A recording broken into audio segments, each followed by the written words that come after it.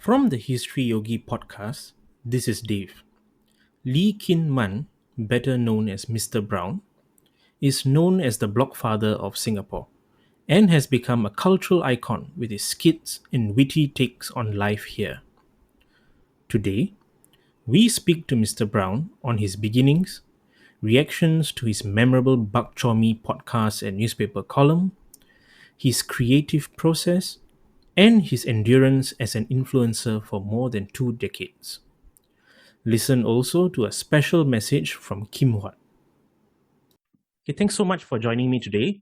Could you share with us how you started blogging and how the Mr. Brown stage name came about? I started doing this blogging thing in 1997. It was just a series of writings. At that time, there was no social media. There was no podcasting. There was none of that Facebook stuff. So, in fact, websites were still very new. So I started writing in forums, SOC, Singapore culture. People who are very old will remember that. And it's something like Reddit, but that's the very early groups, user groups, yeah. And I started sharing my jokes on that platform. And then someone took one of the things I wrote as Singapore National Education, because at that time they just launched Singapore National Education for schools.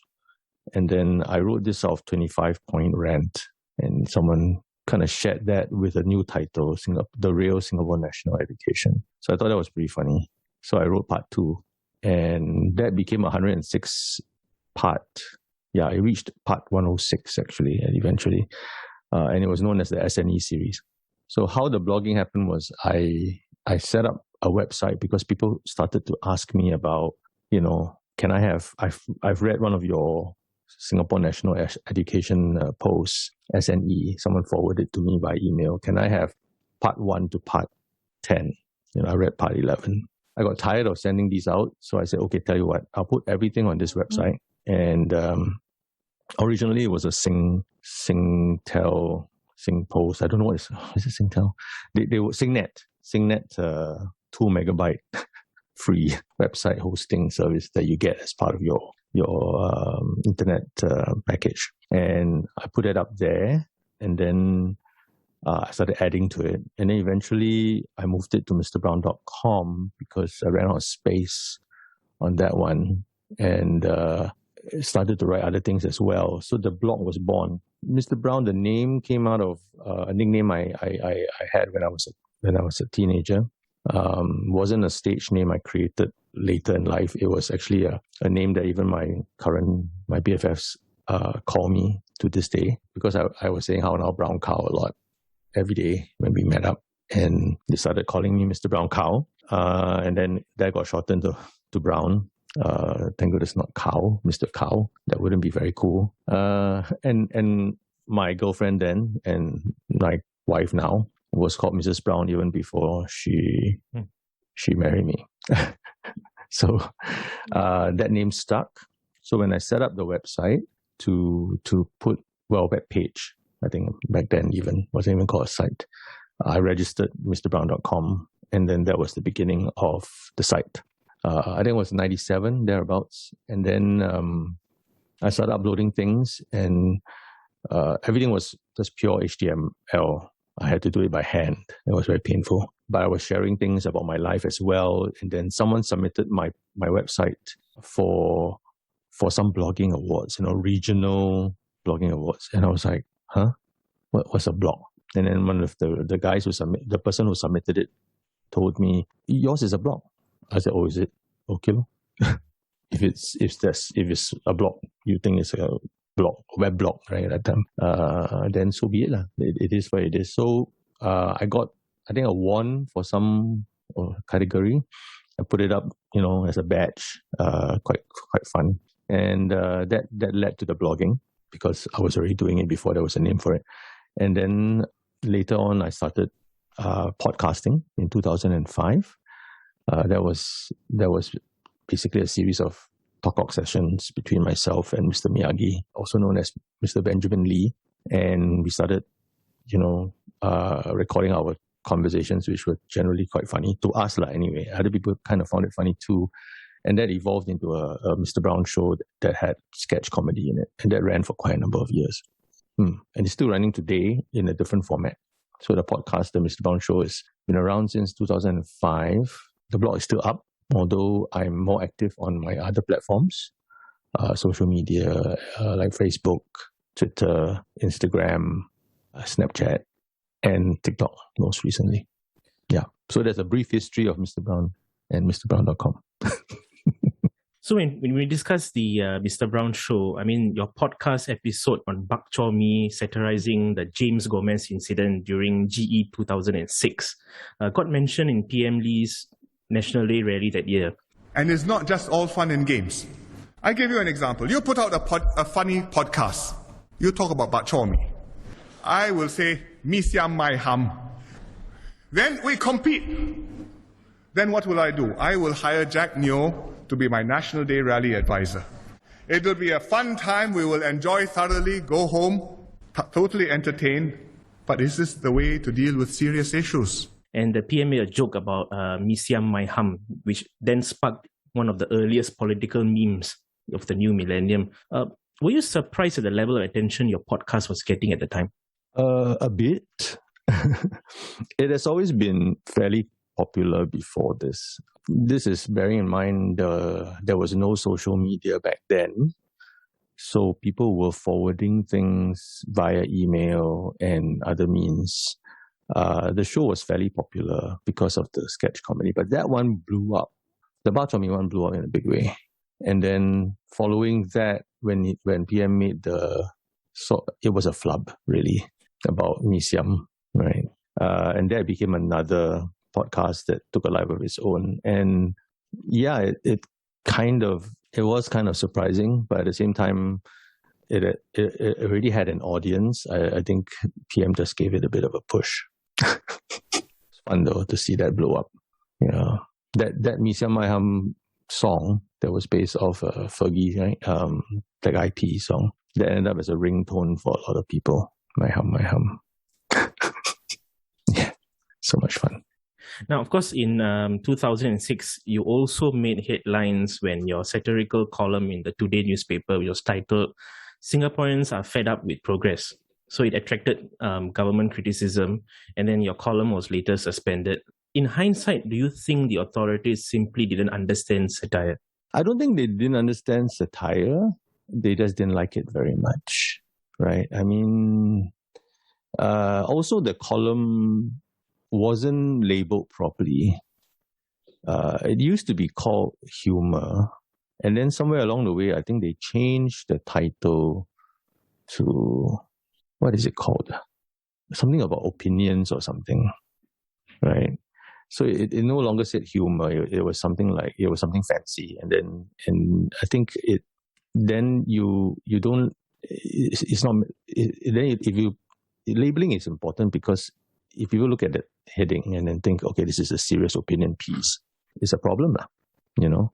Also, I think whether or not they understood it was satire or not, they didn't like it because I took that particular piece. It wasn't even my funniest piece, I felt. I had written way funnier pieces before this and even more pointed ones, but that particular one seemed to draw their ire more than the rest. Also because it took pot shots at just about every ministry under the sun. But yeah, I mean, that was unfortunate. And it was a good gig too. I enjoyed writing the column, but it got suspended. And of course, to this day, they have never acknowledged that they had a hand in it. Of course, they didn't ask for the column to be suspended officially.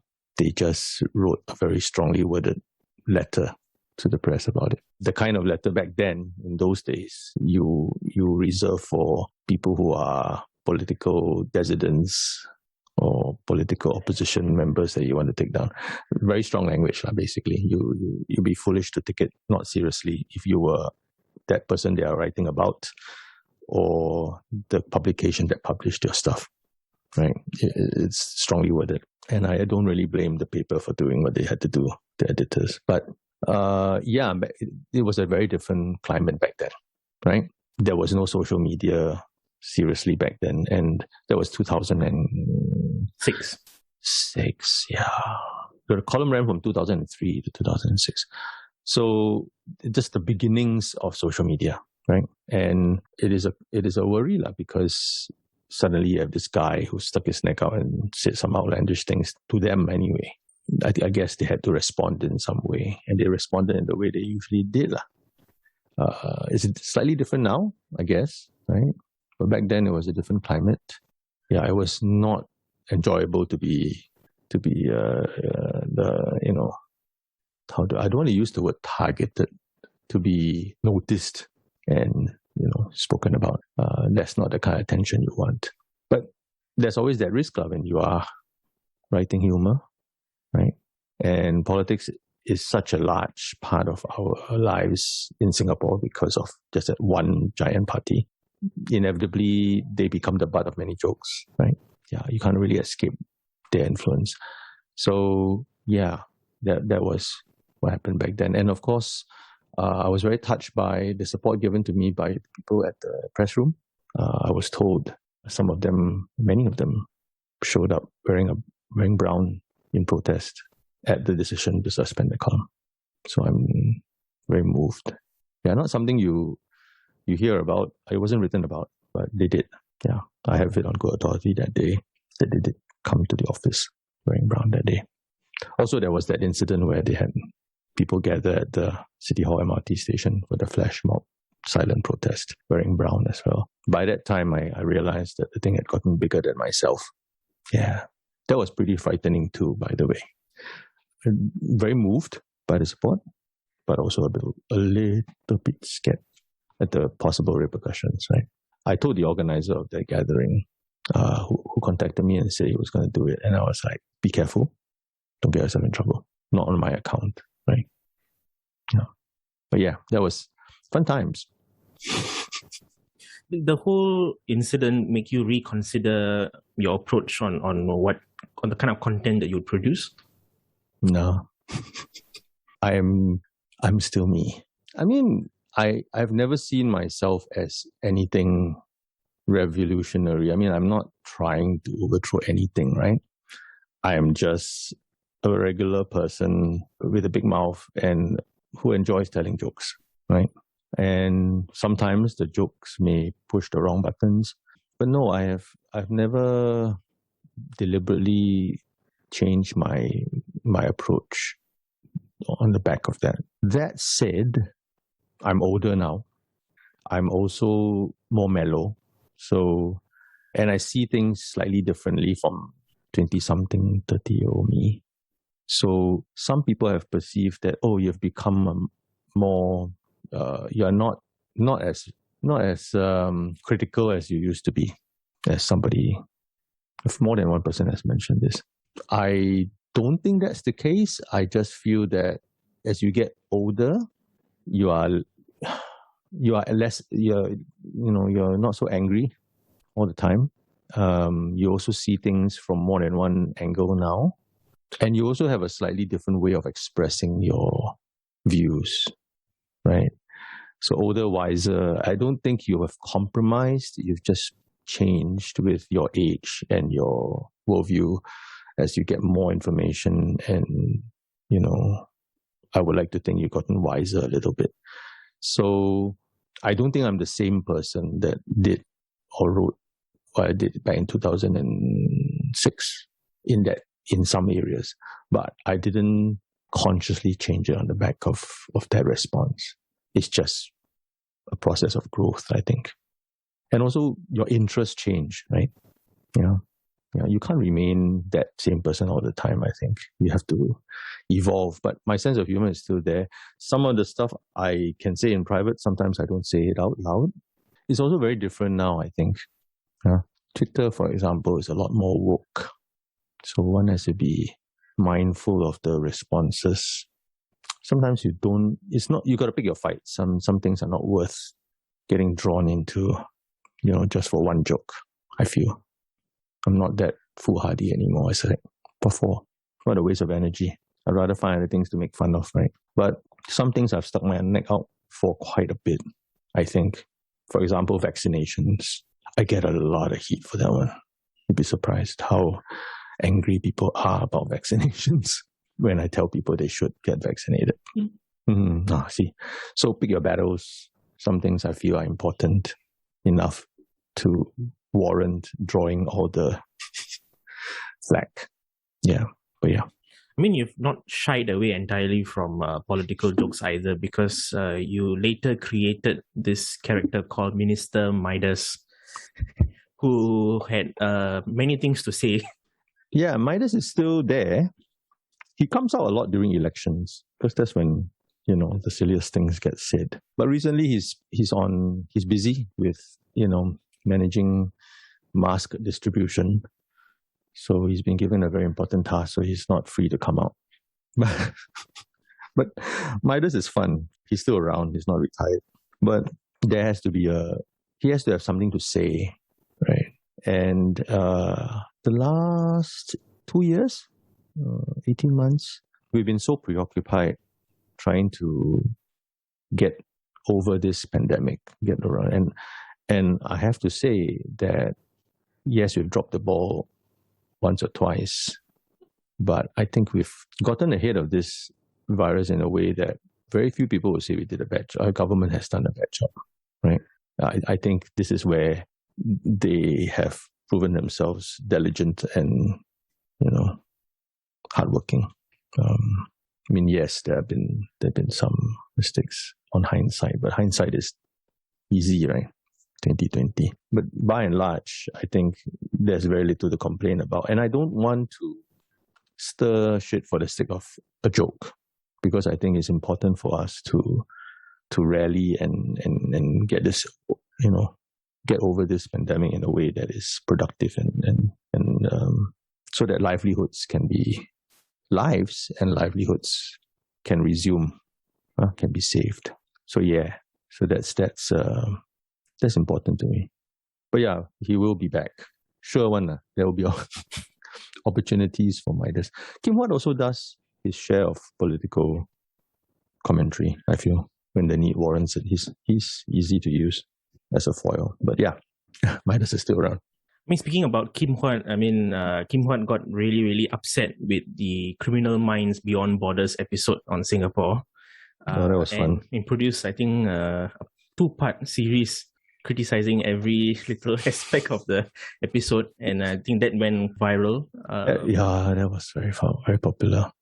I think people connected with that in a huge way because people were tired of Hollywood's portrayal of Asia, of Singapore. I think they picked the wrong country to do it. I mean, you suspend disbelief when you watch a show. I mean, what kind of agency can fly people around over the world in a giant C-130? I mean, that you have to suspend disbelief, right? But some of the stuff was just pretty much out there, and they picked the wrong country to show like injustice. They wanted to paint this idea that this very disciplined and locked down country like Singapore would somehow treat a criminal case without care. I think everyone who lives here would tell you, no, that's not us. It can be a whole other bunch of countries. We will not name them, but when it comes to doing things by the book and doing it right, I think as far as our justice system is concerned, generally speaking, we don't mess around. And that was already the big mistake, right? Fundamentally, you chose the wrong country. I think it would have been better if they showed us cooperating and helping them make it happen, rather than showing us as a bunch of, people who don't care about the truth, and then we would just convict somebody. And then, of course, all the other tropes that they were peddling, the ching chong thing. And the abundance of lanterns. Oh my God. They recycled that set apparently from another episode about Chinatown. I later found out. Hence the lanterns. You have to save money, so you got to reuse some parts of your budget, your set. But yeah, apparently the lanterns were found in another episode. So suddenly we're very lantern, as Kim Huat calls it. But yeah, that was a lot of fun to do. And that hit a chord in a big way. These things have a way of kind of going viral even globally as well. They really took off. Do you think that the Kim Huat character is supposed to just merely express the everyday man's frustrations or thoughts about issues or policies? Or is it just a stock character to just talk about certain things that you wish to talk more about? No, I don't think Kim Huat is like a sort of like everyman or anything, or something that I'm using. He's a character that I enjoy playing, and when appropriate, I would speak through his voice. His primary duty is to make you laugh, really. Everything else is secondary, right?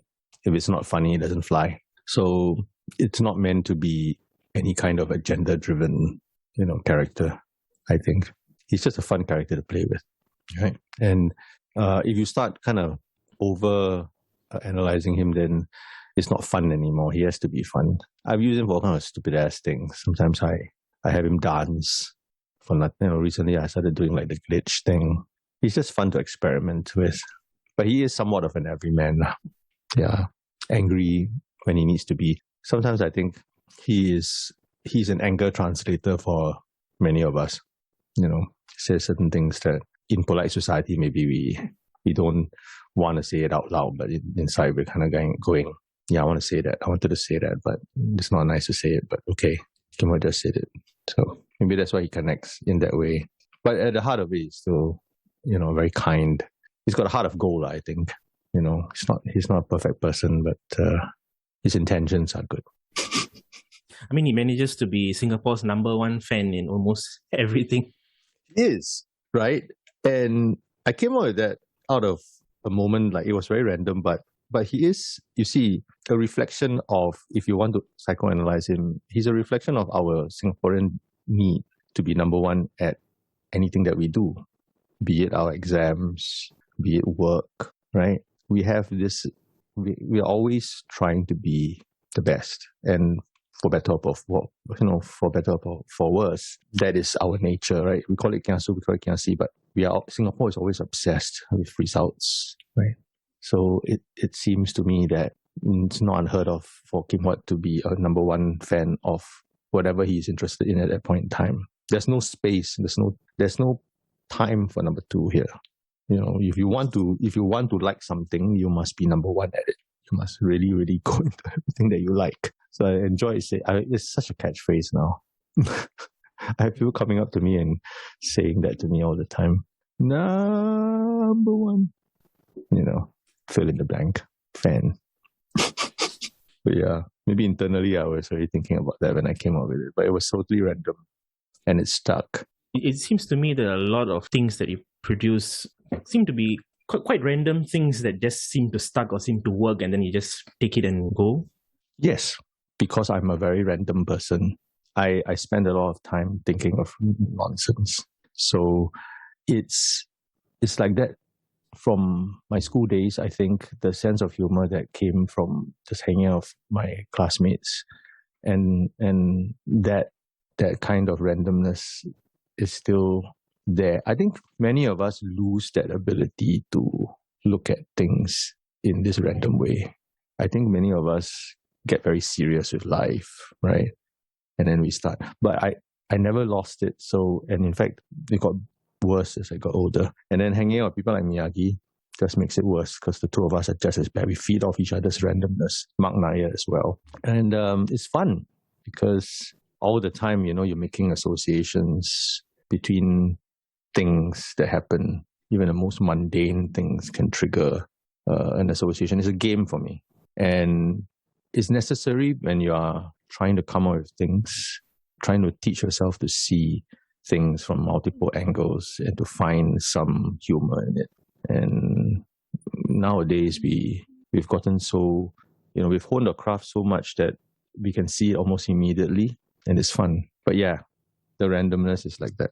It's part of the way I'm wired, I think. Some of the randomness that comes to my mind cannot even be articulated. I can't even, some of the jokes that I come with is pretty dark. So for those, I share it privately with very close friends, but I continue to exercise that muscle, because if you hold back, then you kind of limit yourself. So yeah, but there are, some of it is improv. A lot of it is actually, we are very disciplined about our writing humor is important. Writing is very important for such a craft. You have to spend time polishing. You have the idea, but you can't just. Sometimes it works better if you sit down and write it, just like a poem, an essay about history. A comedy script has to be written tight too. So we work it. We will have a random thought and then we run with it, but then it's usually massaged and written very tightly. Any comedian who does this for a living will tell you this. Yeah, timing also needs to be practiced. So all this stuff there's a lot of work behind it. But yes, the randomness is pretty much my nature. Yeah. Do you think that it's become harder to avoid causing offense while creating humor? Oh, yes. Yes. It's a lot harder now. I think the tolerance has gone down a lot. For good, for bad. I think you need to understand the mores of the society, right? You need to understand, you need to read the room, right? And you need to move with the times, right? Otherwise, you just become a cranky old man and say, how come you guys are so sensitive? Well, things change, right? People have different expectations. So the one of the things that keep me grounded are my children. My children will be the first to tell me if something is offensive to them. I don't have to agree with them, but it's interesting to kind of use them as a sounding board and say, hey, what do you think of this? And it keeps you aware of what is acceptable in society, and then you decide whether you want to push against that. Right? You have to know. You cannot just not know. You have to, whether you accept it or whether you want to, adjust accordingly to that. You have to know, right? You have to be aware of it. Otherwise, you quickly the humor doesn't become relevant, and relevance is very important, I think, for something to work. Right? That's why if you read some of the cartoons shared by boomers, for want of a better word, sometimes you read it and like, oh man, that's such a boomer joke. You don't want to be like that. You want to be able to kind of understand what is this current social climate. The Japanese call it kuki, I think. Reading the atmosphere, basically reading the room. And you must always do this because part of humor is relevance, understanding making fun of things which are current, making fun of things which are relatable. And if you're not relatable, you're not understanding what is acceptable and what's not nowadays, you can't craft something that will work. But you have to know, then you can push, or you choose not to push, or how far you can push. All these things constantly in your mind. Yeah, I'm psychoanalyzing my own humor. Imagine that. Speaking about audience demographic, what's your audience usually like for the various content that you produce? I don't really keep track. That's the funny thing. Everyone keeps asking me about it, and I know I should go and do some demographic research. But my understanding of it is that I do have a sizable number of people in the 30 to 60 age group. So grown-ups, right? 40 to 60 especially, because these are people who understand what I'm talking about. But I also have young people following me. And TikTok is a space where I'm hanging out in now. It's primarily young people, millennials and below. Why do I do that? Because I force myself to jump into that space so that I can understand what's going on. Right? Otherwise, I can hang out on Facebook all the time because that's where my crowd is now. Twitter is a different crowd. Singaporeans don't respond to. They read Twitter. They don't reply much. I realize they don't engage, but they're reading it. So there are like 400,000 people following me. It's not like the States where you have a lot of engagement going on, right? Whereas in Singapore, people can be more passive about Twitter, but they're there. But Facebook is my main crowd. I could stick with that and just carry on with that, but I'm not comfortable just hanging out. I feel that you should always build new audiences because if you have stories to tell and you have jokes to tell, you don't want to just limit yourself to one demographic. I think you should try to challenge yourself to reach more people. So it's very interesting. I have a crowd who've known me since like your age, followed my stuff from very early on. And then there's another crowd that's actually known me since I was Kim Huat, right? And then it's each generation of fans have had different touch points coming into my content. I think that's fun. Recently, someone told me, I think it was a Grab driver, so you are that guy from TikTok. Wow. Huh? What? So that's very cool. So it informs me that I am, reaching a different group in a different place. And I'm happy to do that because I could have stuck with my blog, mrbrown.com, and then not move out of there forever. It's very easy and tempting to do that. But why? Why hang on to that? I mean, it's still there. It's still going to be where I post content, but you have to go where the audience is and you must be willing to try. When I went into TikTok, nobody was watching my videos, but that's always the case. If you start caring about these things like demographics and number of likes and people, you're wasting time. Because I don't really care at this point in time. I already have enough people following me in enough places that I've never cared about it. I've always cared about entertaining people, telling stories, engaging with my following, because I think that's where the fun is. It doesn't matter if you don't get 1 million people following you, but you must continue to tell quality stories, make quality content, be it podcasts, sketch comedy videos, or even writing, which I have not done lately and a lot of, and I should. So it's all this, and tweets, right? One-liners. It's all, these things are fun to me. I think it's like a huge playground for me, and it keeps growing, and it's a lot of fun to and I'm happy to be the newbie in TikTok. I think currently it's 25,000 fans. When I started, there was nobody. But, then you got to win them over. But it doesn't matter. Even if it remains at 25,000, I'm okay. It's the same with my podcast right now. My current podcast that I'm doing is not humor. It started out, the Mr. Brown Show was a humor thing. The latest incarnation of the podcast is just me talking, chatting with my fans. Last year, it was me chatting with my late mother. And then now it's me talking about my thoughts.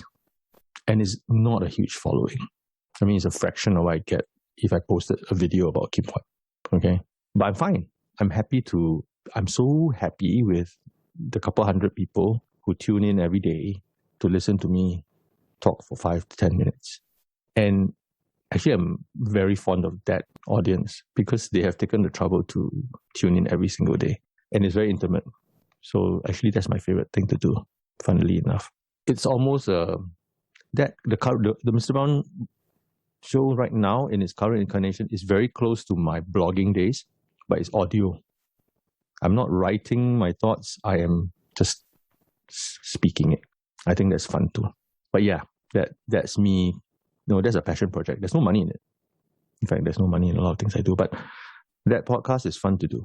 And occasionally I chat with friends. I've stopped doing the sketch comedy stuff there because I think there's enough, space in my video work to do that, to explore that. But the podcast is my personal space. If you want to learn about what I think about the serious version of me, the not Kim Huat, not Midas, just Brown, then the podcast is where I share more openly. Yeah, I enjoy that.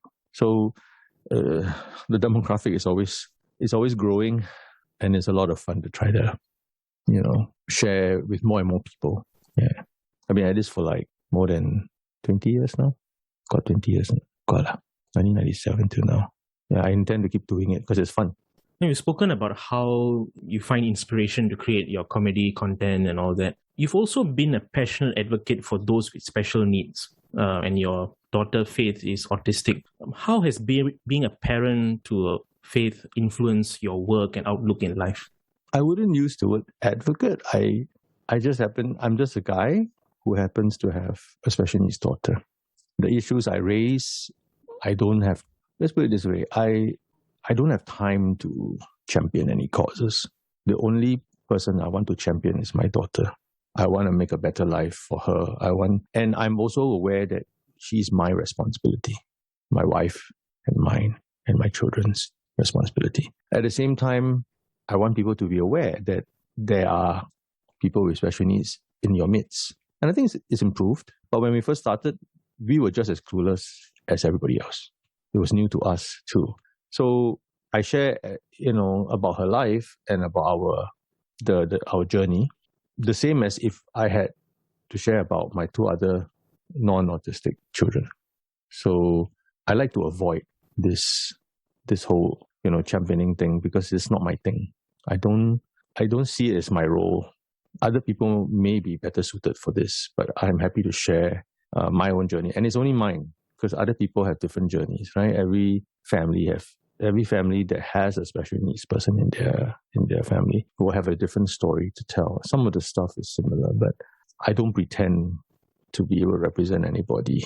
But yes, if I see something I feel needs to change, I would say it, because it's very, it impacts my family in a direct way, and I would like to highlight it, right?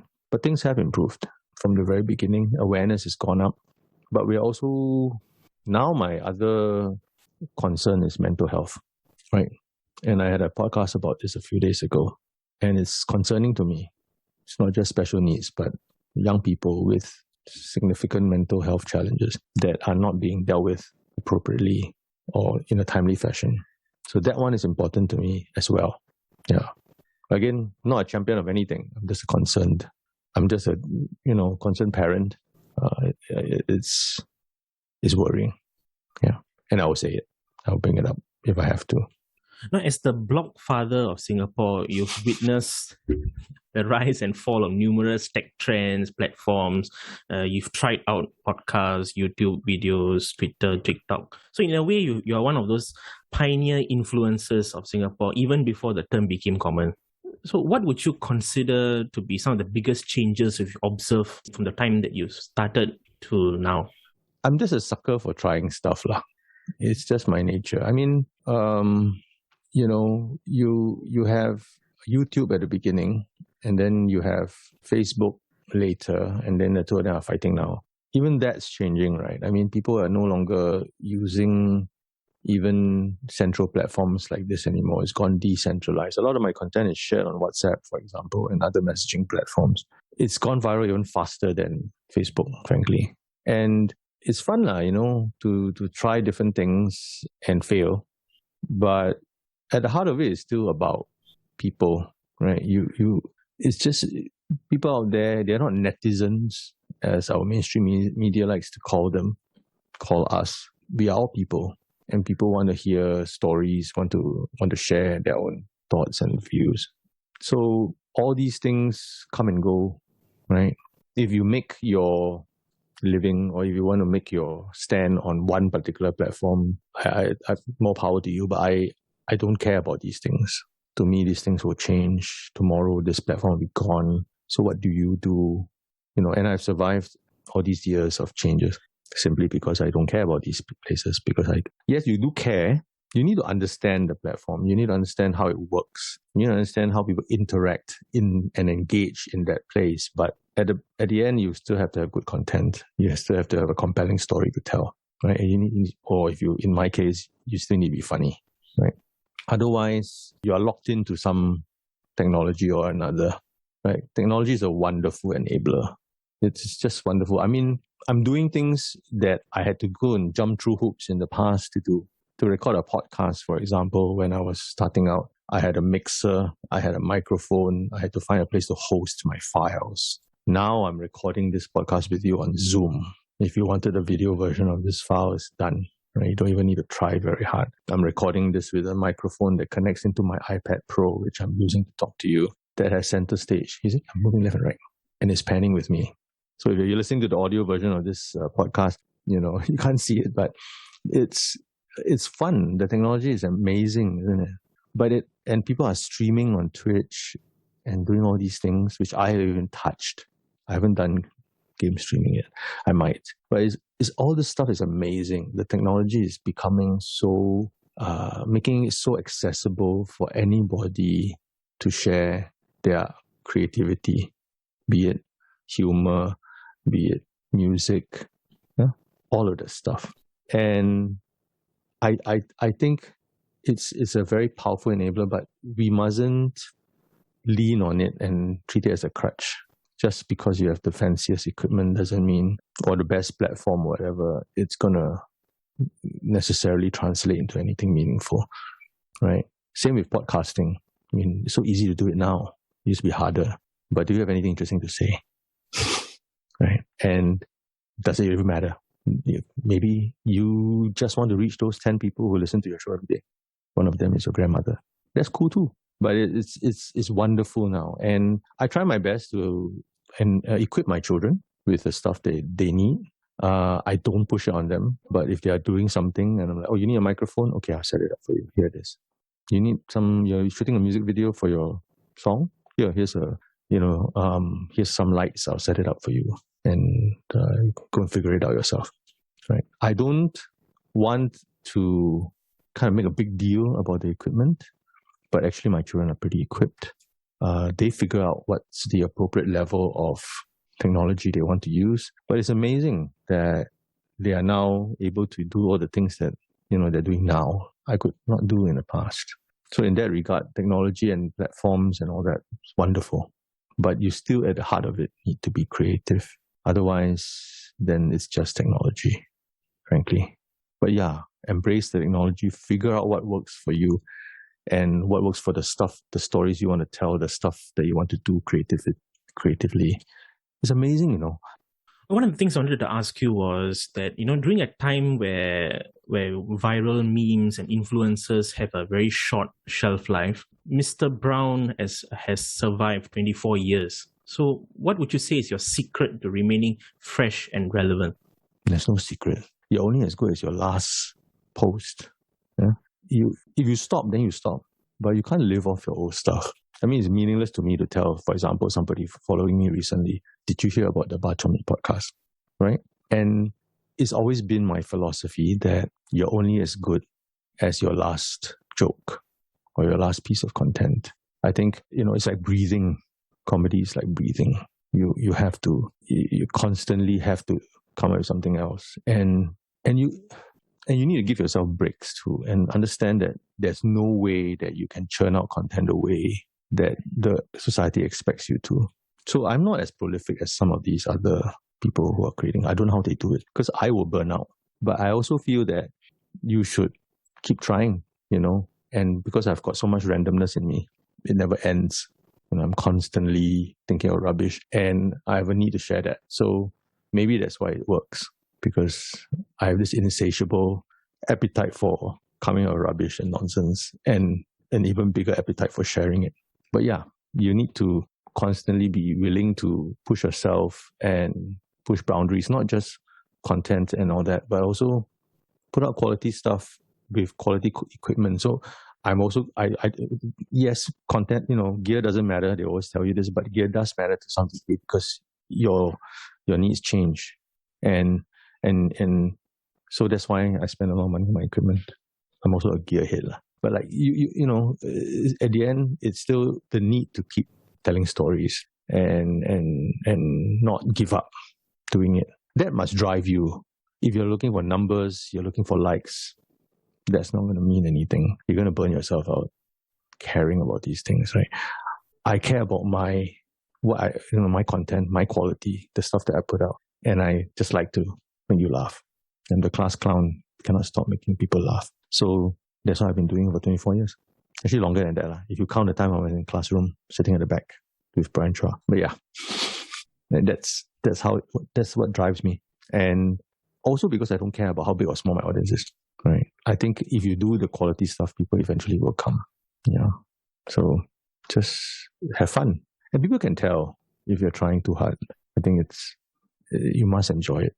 Otherwise, you can't continue doing this for so many years. I'm doing it for a living now, which is ridiculous. I tell my children, don't be like me. But I enjoy that independence. Right? I'm not beholden to any mainstream media. I don't belong to a TV station, radio station, newspaper. I've been doing this by myself with my own audience, and I've built that audience up over the years. And I enjoy that freedom of being able to do what I do. Yeah, that in itself is the satisfaction.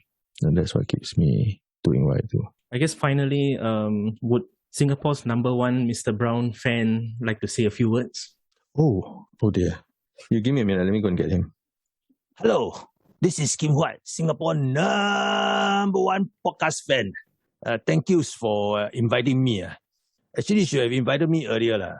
You go and talk to the Mr. Brown, it's very serious one. So boring, yeah. Yeah. Hello, Mr. Dev.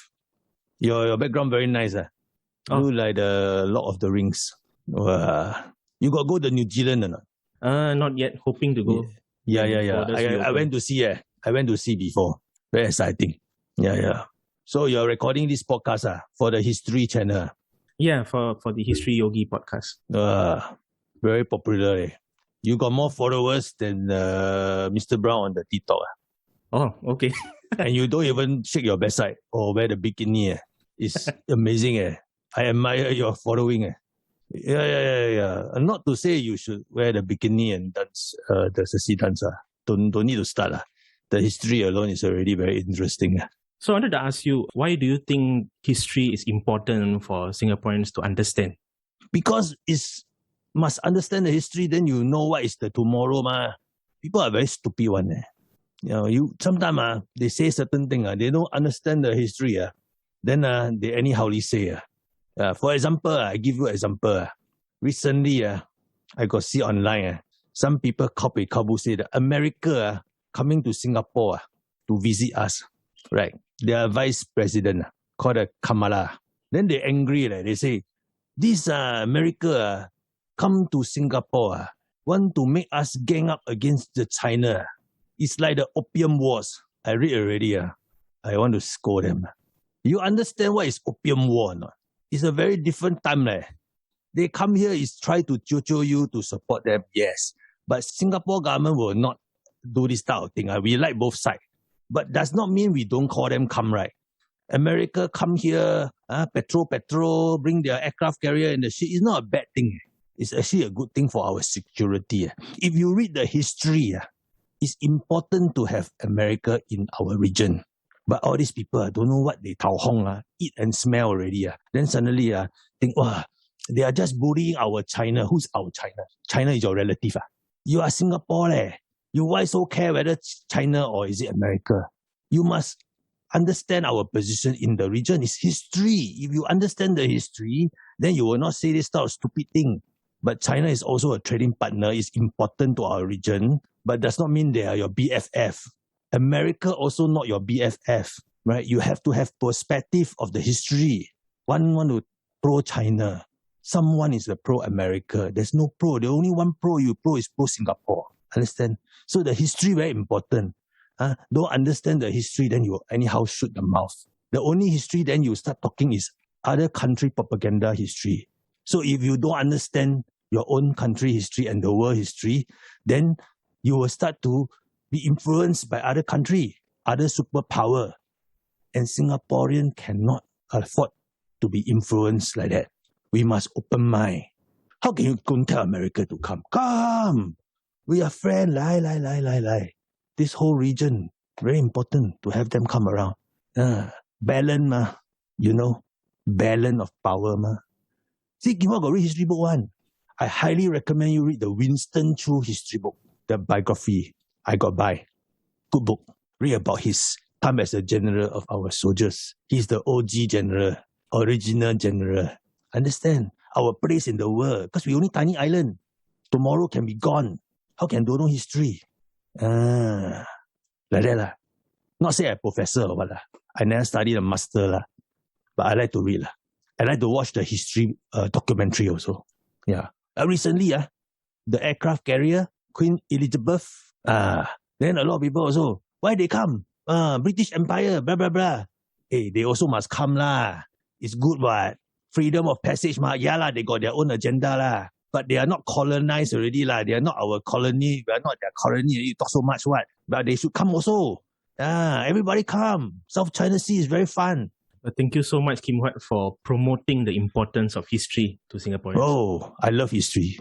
We should start a history channel. Deaf history channel on the StarHub. Then you can rescue them. Nobody watch already. But yeah, thank you for having me on your show. And thank you for having Mr. Brown on your show. Okay, thank you so much, Kim Huat. Bye-bye. Okay, bye-bye. How to off this stupid thing? This Zoom very complicated. Oh yeah.